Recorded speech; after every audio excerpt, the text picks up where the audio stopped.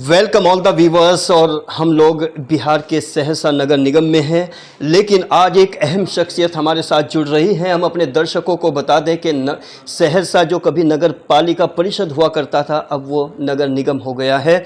लेकिन इस हमारी बातचीत शुरू होने से पहले हम अपने बिहार के स्पेशली सहरसा नगर निगम के उन दर्शकों को, उन मतदाताओं को बताना चाहते हैं कि नगर निगम क्या है। पालिका परिषद और नगर निगम बनने के बाद अंतिम व्यक्ति को कितनी मुश्किलात का सामना करना पड़ता है। माना कि सरकार से फैसिलिटीज़ बहुत आती हैं, सुविधाएं बहुत आती हैं, सहूलियात बहुत आती हैं, विकास भी होता है, लेकिन अंतिम व्यक्ति तक वो विकास बेचैनियाँ लेके आता है। लेकिन वो बेचैनियाँ तब्दील हो सकती हैं सुकून में, राहत में, बशर्ते कि कैंडिडेट दमदार हो, उसके अंदर तड़प हो, लगन हो, सोशल हो, और वो कॉन्स्टिट्यूशनल पोस्ट को डेमोक्रेटिक प्रोसेस के तहत लेके चलता हो। और हम अपने दर्शकों को बता दें कि डिप्टी मेयर की अगर बात करें, डिप्टी मेयर शमशाद हसनैन जो हमारे साथ जुड़ गए हैं, उनसे बात करने की कोशिश करते हैं। सर वेलकम, अपना तारुफ दीजिए। हमारा नाम शमशाद हसनैन उर्फ गुड्डू हुआ। मैं उप मुख्य पार्षद डिप्टी मेयर का प्रत्याशी हूँ। सर वहाँ पर हम बाद में आएंगे, जैसा कि हम लगातार यहाँ पर ग्राउंड पे हैं। 5 दिन हो गए हैं हम यहाँ की झोपड़ियों में, झोपड़पट्टी, खपरेल वगैरह वगैरह हर जगह पहुँचे हैं, लेकिन लोग बाग ये नहीं मालूम उनको कि नगर पालिका परिषद और ये जो नगर निगम है, तो नगर निगम बनने के बाद कितना मुश्किलात का सामना होता है, कितना उनके ऊपर टैक्स का और दूसरी चीज़ों का बर्डन हो जाता है, वो थोड़ा समझाइए सर अपने अंदाज में। जहाँ तक हमारा मानना है कि जिस तरह से परिश्रमण किया गया है, इस परिश्रमण में कितने गरीब झोपड़ी वाले छोटे छोटे मतलब जो गरीब लोग हैं, उन लोगों को के लिए ये मतलब जिस टाइप से परिश्रमण किया गया है उसमें उन लोगों को काफ़ी टैक्स का बोझ बढ़ेगा। इसलिए ये बहुत ऐसा भी क्षेत्र हमने इस भ्रमण में पाया कि जहाँ होना चाहिए उस जगह को छोड़कर और छोटे छोटे गरीब क्षेत्र को भी जोड़ दिया गया है। तो इसमें जो भी मतलब इसमें क्या होगा कि आप कहना चाहते हैं जो क्षेत्र देहात के थे, बहुत हल्के फुल्के थे, बहुत ही अविकसित थे, उनको नहीं जोड़ना चाहिए। हाँ, उन्हें नहीं जोड़ना चाहिए था। इससे क्या होगा कि उन पे टैक्स का बोझ का भी बढ़ेगा। तो इसके लिए अगर कोई एक अनुभवी वहाँ देखा कि मतलब जिस बस्ती को मतलब गरीब बस्ती होना चाहिए, वो गरीब बस्ती उस झुग्गी झोपड़ी एरिया को गरीब बस्ती में नहीं लिया गया। उसमें जो लोग जहाँ अच्छा बिल्डिंग था, सारा चीज़ था, उन लोगों को गरीब बस्ती में लिया गया।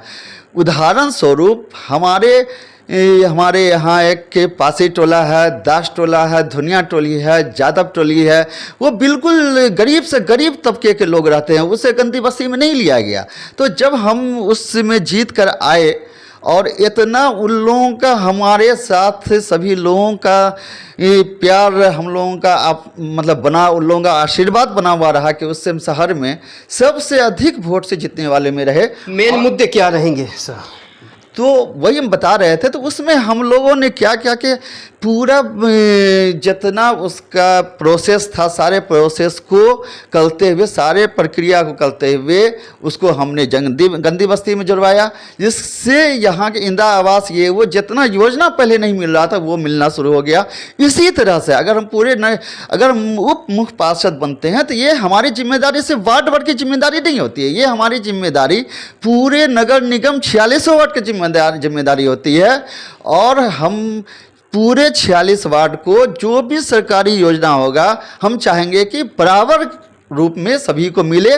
और ख़ासकर जो झुग्गी झोपड़ी एरिया है, जो गरीब लोग हैं, जो आज के युग में जो नीचे तबके के दबे कुचले हुए लोग हैं, उनको इसका उन्हें ज़्यादा लाभ पहुंच सके, इस पर ध्यान दिया जाएगा। इसके लिए पहले एक सर्वे खुद से अपनी निगरानी में खुद से चलकर करेंगे, उसके बाद ही इस चीज़ का जो है हर एक दबे कुचले सभी गरीब लोगों को इसका लाभ मिल सकेगा। हम अपने दर्शकों को एक बात बड़ी अहम बता दें, क्योंकि शमशाद हसनैन जी जो बता रहे हैं बड़ा अहम पॉइंट है। सहरसा के जितने भी लोग हमें सुन रहे हैं वो इस बात को स्पेशली फोकस करें। वो बोल रहे हैं कि हम सर्वे करेंगे, और सर्वे करने के बाद जो जिसका मुस्तहिक है, जिसका हकदार है, जो जिसका डिजर्विंग कैंडिडेट है, उसको वो चीज़ मुहैया कराई जाएगी। आप पूरे नगर निगम के एक एक मतदाता को, चाहे वो बुज़ुर्ग है, बच्चे हैं, बड़े हैं, सभी लोगों को क्या पैगाम, क्या संदेश देना चाहेंगे? बस हम तो यही चाहेंगे कि आप एक अच्छे ईमानदार समाज सेवी को आप उप मुख्य पार्षद में चुनकर भेजें, और ना कि एक किसी माफिया को भेजें, जिससे कि एक मैसेज, मतलब उससे क्या होगा, आपके पूरे समाज का एक माहौल और ख़राब होगा। सर, ईमानदारी का पैमाना क्या होगा? लोग कैसे इसका बोझ काफ़ी बढ़ेगा।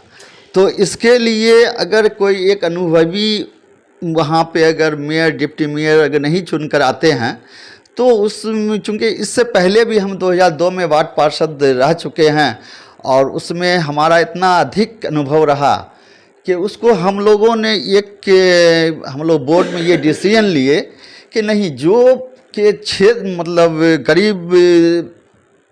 गरीब लोगों का क्षेत्र है, झुग्गी झेपड़ी का क्षेत्र है, उस टैक्सेशन को हम लोगों ने 3 से 4 भागों में बांटा, और से ये हम लोगों ने किया कि नहीं, जो छोट मतलब उस टाइप का क्षेत्र है उस साइड कम से कम बोझ देना चाहिए। वो एक वार्ड की बात थी, लेकिन अब थोड़ा सा और, चूँकि एक एक जन आपको सुन रहा है नगर निगम सहरसा का, आप ये बताइए कि सरकार की जो सहूलियात, जो फैसिलिटी, जो निधि आती है, तो वो गरीबों को, नगर निगम में जो गरीब लोग हैं उनको किस तरह से फ़ायदा पहुंचता है और कहाँ उसका नुकसान पहुंचता है? हाँ, यही चीज़ हम बोल रहे थे कि इसमें हम लोग चूँकि जब अलग अलग इसमें 3 कैटेगरी में हम लोगों ने उसको किया, कोई वार्ड की बात नहीं थी, पूरे नगर की बात थी। पूरे नगर को 3 से 4 भागों में हमने बांटा, और उसी हिसाब से हम लोग इसको किए।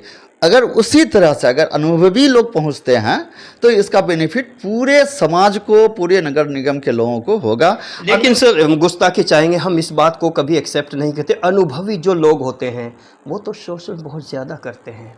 अक्सर हमारा पिछला 15 साल का अनुभव कहता है, अलग अलग लोकेशंस पे गए तो हमने यही पाया है कि जितने पॉलिटिशियन अनुभवी होते हैं, जितने पॉलिटिशियन के पास तजुर्बा ज़्यादा होते हैं, तो उनके अंदर शोषण करने की सलाहियतें उतनी ही बढ़ जाती है। फिर इस बात को कैसे कह सकते हैं? नहीं, ये तो चूँकि हर लोगों की अपनी अपनी बात है, 5 उंगली 5 तरह का होता है, तो ये ज़रूरी नहीं है कि जो लोग, सभी लोग उसी तरह से शोषित करते हैं।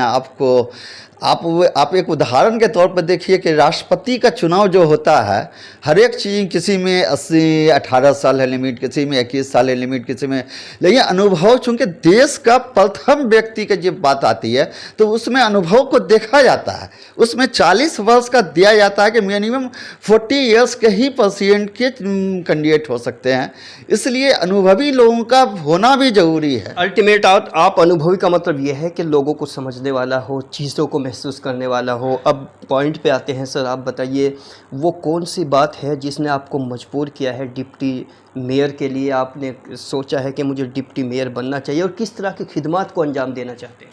चूँकि इससे पहले भी जो हम 2000, इसका तो एक हमारे पास उदाहरण स्वरूप ये है कि जब हम 2002 में पार्षद थे तो हमें क्रय समिति का कन्वेनर बनाया गया, और जब कन्वेनर बनाया गया तो वहाँ बहुत सारी मतलब सारे चीज़ों का खरीदारी होता था।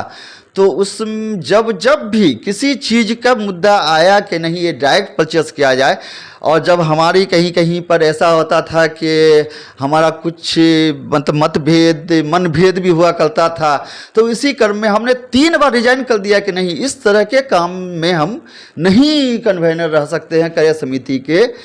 जब हमने इसे रिजाइन किया तो हमारे ईमानदारी को देखते हुए जिला पदाधिकारी महोदय ने हमारे रिजाइनेशन को 3 बार एक्सेप्ट नहीं किए, और उन्होंने पूछा बुलाकर कि नहीं क्यों आप रिजाइन करते हैं। तो उन्हें जब हमने सारी बात बताई तो उन्होंने भी कहा कि नहीं, आप जैसे ईमानदार लोगों की आवश्यकता है, इसलिए आप आपको मतलब इसी पथ पर आपको ही बना रहना होगा। और जितने भी दर्शक हमें सुन रहे हैं वो शमशाद हसनैनी ने इशारों में बहुत कुछ बता दिया और बता दिया कि what is the definition of honesty, ईमानदारी की परिभाषा क्या होती है, ईमानदार क्या होता है, और इस ईमानदारी के साथ लोगों को कैसे वोट करना है, कैसे सपोर्ट करना है। बाकी मैं अपने जितने भी दर्शक हमें सुन रहे हैं उनके जितने स्पेशली मतदाता हैं नगर निगम के, बाकी की राय उनके हाथ में छोड़ते हैं, उनके दिमाग पे छोड़ते हैं, उनकी सोच पे छोड़ते हैं, और शमशाद हसनैनी को यहाँ का वोटर कितना एक्सेप्ट करता है और उनकी सोच किस तरह से वोट में तब्दील होती है, ये तो वक्त के दामन तक छोड़ते हैं, हालात पे छोड़ते हैं और उस डेट पे छोड़ते हैं जिस दिन ये नतीजे आएंगे। नतीजों के बाद अंजाम क्या होगा, रिज़ल्ट क्या होगा, ये तो वक्त और समय बताएगा। तब तक के लिए बने रहिए। मैं मोहम्मद अकरम अपने सीनियर जर्नलिस्ट निसार मलिक और अपने टेक्निकल सपोर्टर के साथ विदा लेता हूँ।